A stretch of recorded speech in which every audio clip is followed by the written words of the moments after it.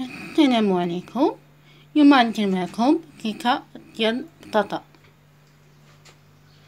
غنحتاجو اول حاجة 4 ديال البيضات، غنحتاجو 3 معالق من الزيت مولو او اي زيت نباتية، غنحتاجو واحد بطاطا كبيرة مسلوقة، غنحتاجو 3 طاشيات ديال الخميرة ديال الحلوى وواحد سكر ديال فانيلا، غنحتاجو شوكولاد ابيض محكوك، غنحتاجو سكر بالنسبة للحبيبات ديال السكر انا حسب كل واحد الذوق ديالو. غنحتاجو 400 غرام من الدقيق الفرط خاص بالحلويات، غنحتاجو قليل من الملح، غنحتاجو ياغورت اي نكهة اللي حبيتو، اي ماركة اللي حبيتو.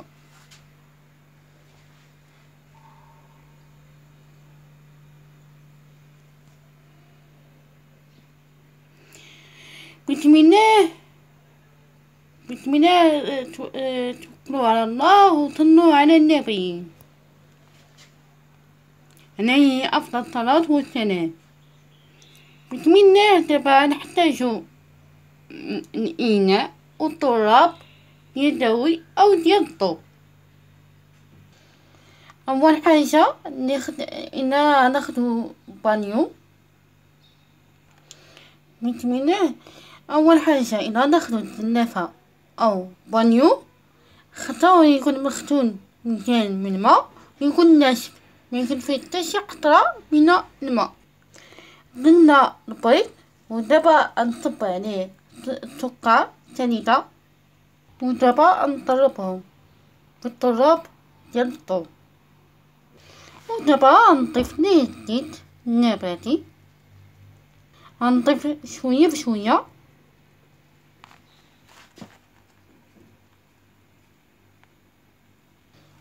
ودابا غنضيف ياغورت، ودابا نضيف سكر فانيلا واحد طاشية،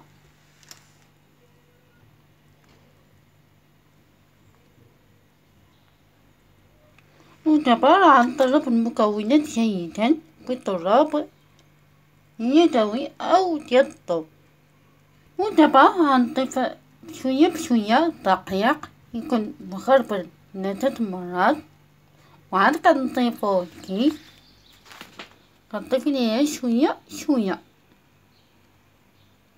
ودابا غنضيف ليها خمارة ديال الحلوى وقليل شويه قبضه من الملح. اول حاجه خديت المول دهنتو بالزيت، زيت نباتي او كتهنيه بالزبده، كتبقى اختيار، ومن بعد كترشي عليه شويه من الدقيق، من بعد كتضيفي بطاطا كتبقى كتحطيها في المول ديالك، وعاد كتخوي عليه المقادير ديال الكيكه كما كتشوفوا معايا. انا دابا راه طفيتو ها هو في جميع الجوانب، ودابا نخويني مقادير ديال الكيكه كما كتشوفوا معايا. ها هو من بعد ما خويتني المقادير ديال الكيك، من بعد ما يسخن الفران غندخلو في الفران، ومن بعد تشوفوا معايا النتيجة ديال الكيك ديال البطاطا كما كتشوفوا معايا. انا دابا دخلتها في الفران من بعد ما سخن، ودابا نغطي الفران ونخليه يطيب، ومن بعد تشوفوا معايا الطريقه النتيجه ديال الكيكه بالبطاطا. وهنايا بسم الله صلوا على النبي. هنايا نطيبو كيلو يعني نحتاجو فيه الماء، كاس من الماء و3 معالق كبار من السنيده، كتبقى على حسب الذوق. السنيده بغيتي ديري 2 كديري 2 هنايا قلنا واحد كيف تيحب حلاوه. ومن بعد غنخليه يسخن، من بعد شوفوا معايا الطريقه. من بعد ما كتمو غليظ ديال الماء الغالي ديالو، وكنا غادي كنقطف صافي كنطفيو عليه كنخليوه تاني كيبرد وعاد كنطبقوه في الكيكه.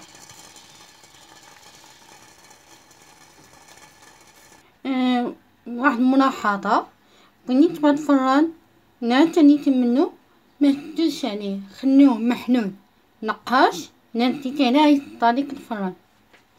المهم ها هو الكيكه ديال البطاطا خرجناه من الفران.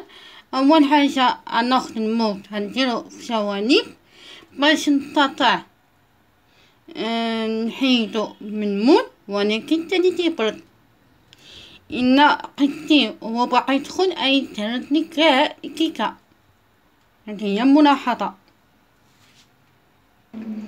كما كتشوفو ها هو كيكة بالبطاطا، ودابا غنتقيه بالتينو لي هو فيه الماء وسكر. من بعد ما تقيتو بالتينو دابا نضيف ليه البطاطا لي جمعتها مع قليل من الحليب بارد شويه كالصغير، ما كاملش شويه، يعني 2 معالق، 3 معالق من الحليب بارد باش تجمع ليا مزيان. ودابا غندهنها بشكلاط بيض.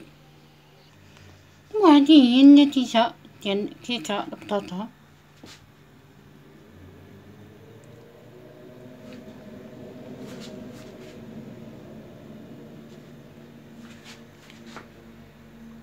ودابا ندخلوها الثلاجة،